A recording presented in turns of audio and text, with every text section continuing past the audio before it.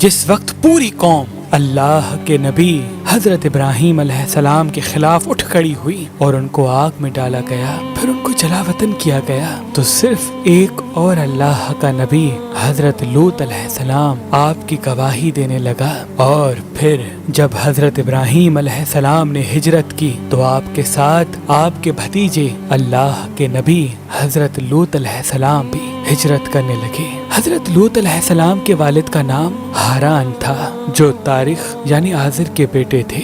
آپ کے والد کا آپ کے بچپن میں ہی انتقال ہو گیا تھا، تبھی آپ اپنے چچا ابراہیم اور دادا آزر کے ساتھ رہتے تھے۔ جب اللہ کے خلیل ابراہیم علیہ السلام مصر سے فلسطین کی طرف ہجرت کرنے لگے تو آپ نے اپنے بھتیجے لوط کو سدوم بستی کی طرف بھیج دیا اور یہ فرمایا، اے اللہ کے نبی لوط، اس قوم تک اللہ کا پیغام پہنچاؤ، ان میں بدکاری اور بے حیائی عام ہو چکی ہے، ان کی اصلاح کے لیے جاؤ اور وہاں رہنا شروع کر دو۔ تو یوں حضرت لوط علیہ السلام سدوم بستی کی طرف روانہ ہو گئے۔ یہ بحر مردار کے پاس ایک بستی تھی، تجارت کا مرکز اور مسافروں کے لیے آرام کی جگہ۔ وہ قوم کافر قوم تھی، وہ نئے نئے گناہ کے طریقے ایجاد کرتے اور فخر سے اس پہ عمل کرتے تھے۔ اس قوم میں ایسے بدترین گناہ موجود تھے جو ان سے پہلے اس زمین پہ کسی نے انجام نہیں دیے تھے۔ اللہ کے نبی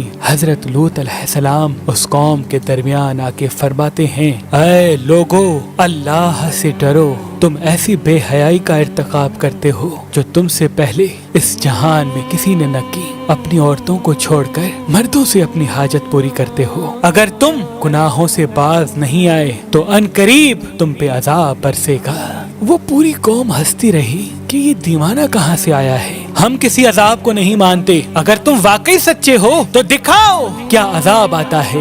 وہاں لوط علیہ السلام اور ان کی بیٹیوں کے علاوہ سب کے سب غلاظت میں ڈوبے ہوئے تھے اور اللہ کے پیغام کا مذاق اڑا رہے تھے۔ چنانچہ انہوں نے لوط علیہ السلام کو اپنی بستی سے باہر نکالنے کا فیصلہ کیا۔ اللہ کے نبی حضرت لوط علیہ السلام اللہ سے مخاطب ہو کے فرمانے لگے، اے اللہ، یہ قوم ہدایت پانے والوں میں سے نہیں بلکہ تیری ہدایت کا مذاق اڑانے والوں میں سے ہے۔ اے اللہ، جب بھی کوئی نوجوان اس بستی میں آتا ہے تو یہاں کے لوگ اس کو ہوس کی نگاہ سے دیکھتے ہیں، اس سے اپنی حاجت پوری کرتے ہیں۔ اے اللہ، میری مدد فرما۔ اتنے میں اللہ نے آسمان سے فرشتے بھیجے جو نوجوان خوبصورت لڑکوں کی شکل میں تھے۔ وہ جیسے ہی حضرت لوط علیہ السلام کے گھر آئے تو اللہ کے نبی لوط علیہ السلام گھبرانے لگے کہ یہاں کے لوگ ان کے ساتھ بھی وہ سلوک نہ کریں جو ان سے پہلے لڑکوں کے ساتھ کرتے تھے۔ وہ فرشتے کہنے لگے، اے اللہ کے نبی، گھبراؤ نہیں، ہم اللہ کی طرف سے آئے ہیں۔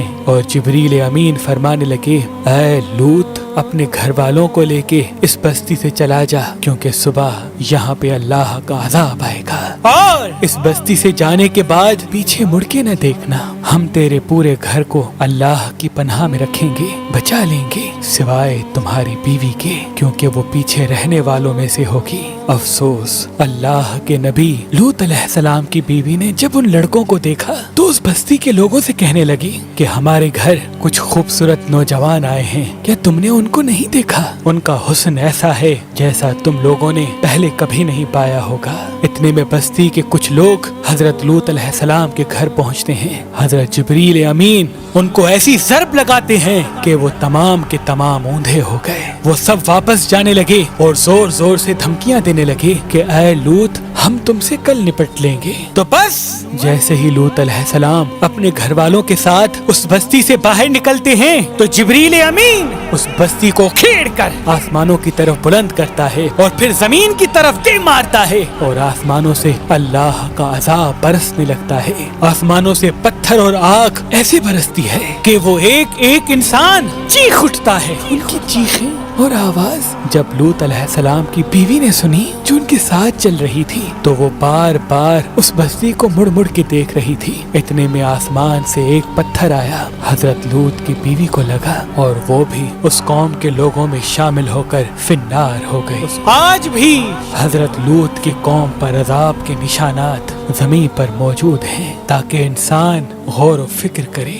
بے شک اللہ جو چاہے وہ ہو کے رہتا ہے، اللہ جو چاہے وہ ہو کے رہتا ہے، اللہ جو چاہے وہ ہو رہتا ہے۔